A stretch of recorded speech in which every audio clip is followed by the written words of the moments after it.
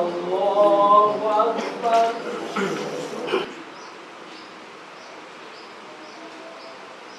Assalamualaikum warahmatullah. Assalamualaikum warahmatullah. Assalamualaikum warahmatullahi wabarakatuh. Alhamdulillahirabbil alamin. Wassalatu wassalamu ala asyrafil anbiya'i wal mursalin wa ala alihi washabbihi ajmain. Puji syukur marilah sama-sama kita panjatkan kehadirat Allah Subhanahu wa taala yang mana atas izinnya kita alhamdulillah baru saja selesai melaksanakan salat secara berjamaah. Mudah-mudahan ini bisa terus kita lakukan sambil menikmati rasa syukur dan menjaga iman.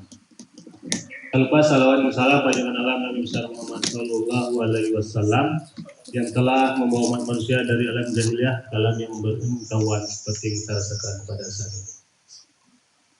Rasanya kalau tahmik di depan atau di tangan lancar jadi. Kita bawa sepeda motor trail misalnya gitu kan. Tapi kalau materinya bukan tentang keagamaan. Kalau keagamaan saya bisa mendetek nih Pak Bir. Nah, tapi inilah karena ini proses pembelajaran, saya belajar di sini ya, kita sama-sama. Dan saya ini bukan penceramah, tapi saya ingin sharing, ingin berbagi cerita. Barangkali yang saya ceritakan ini mungkin Bapak Ibu sudah sering mendengarnya. Lalu kalau saya masih sejuk buku ilmu agama. Tapi di akhirnya nggak ditanya itu Bapak Ibu setuju buku atau tidak. Ketika kita sudah dilahirkan ke dunia, belajar ilmu agama itu fardu ain, fardu kifayah. Jadi hanya terpegang lu kau ustaz lah hukumnya. Nggak bisa kita bilang kayak gitu. Ini untuk kritik untuk saya sendiri juga nih, dan untuk kita semua. Tidak ada istilah kita nggak tahu ilmu agama.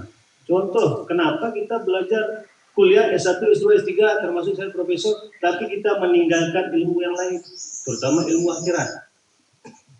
Ini tidak ada istilah kita nggak tahu. Jadi sebenarnya kita siapapun dipanggil secara mendadak harus siap kita berdiri. Sama dengan mendadak kita dipanggil kantor samping kantor 2 itu kan ibu tahu kantor apa itu. Itu yang mendadak WA-nya kita harus siap.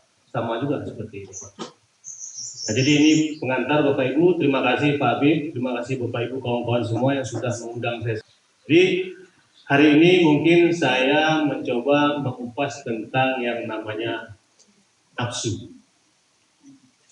Nah, ada nggak di antara kita ini yang nggak ada nafsu di dalam tubuhnya? Kalau ada tunjuk tangan. Enggak. Saya kira nggak ada. Setiap makhluk yang diciptakan oleh Allah, mungkin kecuali para malaikat, semua ada nafsu. Jadi saya ingin cerita sedikit tentang itu. Dari kitab, saya lupa namanya, tapi itu pada abad ke-13 Hijriah, 13 tahun ke-13 Hijriah, itu buku tersebut terbit, ada satu kisah tentang penciptaan akal dan nafsu. Saya kira ini cocok materinya, karena kita perlu nafsu sekarang Ibu. Kita Kan makanya setiap hari kita zikir untuk mengurangi nafsu kita. Jadi suatu ketika Allah berfirman, Allah menciptakan akal, kemudian Allah memanggil akal, wahai akal, menghadap kamu, kurang lebih begitu. Kemudian Allah akal datang menghadap, kemudian Allah juga wahai akal, berbalik kamu, akal berbalik, kemudian Allah berfirman, wahai akal, siapa kamu dan siapa aku? Kemudian akal menjawab, engkau adalah penciptaku dan aku adalah hambamu. Kemudian Allah kembali berfirman, tidak akan kuciptakan makhluk lain yang lebih baik dari engkau. Kurang lebih begitu kata firman Allah kepada akal. Setelah itu kemudian Allah menciptakan nafsu. Dan Allah menciptakan nafsu, kemudian Allah berfirman, wahai nafsu, menghadaplah. Tapi sang nafsu berdiam saja. Seperti upacara, diam saja gini kan. Ada bergerak-gerak. Kemudian Allah bertanya, berbalik kamu, diam juga. Kayak ada staff, yang agak bandel sedikit dipanggil pimpinan kamu datang. Nah gitu. Ya kayak saya juga suruh rapat kadang nggak datang. Itu juga. Jadi diam aja nafsu. Suruh menghadap, suruh balik nggak datang. Kemudian Allah berfirman, wahai nafsu, siapakah engkau dan siapakah aku? Kemudian nafsu menjawab, ente adalah ente, gua adalah gua. Kamu adalah kamu, aku adalah aku. Itu jawaban nafsu kepada Allah. Kemudian Allah berfirman, wahai malaikat, masukkan dia ke neraka jahim selama 1000 tahun. Kemudian malaikat membawa nafsu dikurung di neraka jahim selama 1000 tahun. Pada riwayat lain ada yang mengatakan 100 tahun. Tapi saya mengatakan yang 1000 tahun aja, itu yang banyak saya baca, yang banyak saya lihat, yang saya lihat yang 1000 tahun. Setelah 1000 tahun di dalam neraka jahim, kemudian dibawa lagi nafsu untuk berhadapan dengan Allah. Kemudian Allah kembali bertanya, wahai nafsu, siapa engkau dan siapa aku? Kemudian dengan jentengnya Israel dengan ginilah nafsu berkata, kamu adalah kamu, aku adalah aku. Kembali nafsu menjawab seperti itu. Dan kita semua yakin sebelum nafsu jawab, Allah tahu.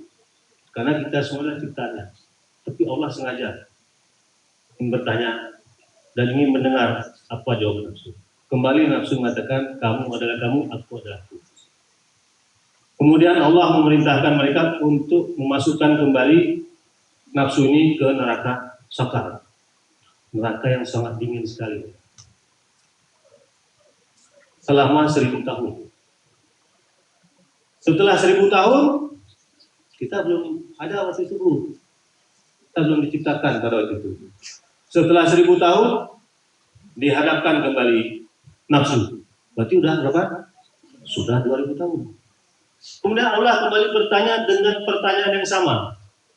Dan ternyata dijawab juga dengan jawaban yang sama. Kamu adalah kamu, aku adalah aku. Luar biasa Pak, nafsu ini luar biasa. Kamu adalah kamu, aku adalah aku. Setan sendiri, jin sendiri tidak pernah mengakui seperti itu. Itu jin. Nabi Adam kita dulu ada di surga, tidak pernah mau itu. Tapi nafsu dengan berani yang mengatakan seperti itu. Kamu adalah kamu, aku adalah aku. Mohon maaf Pak.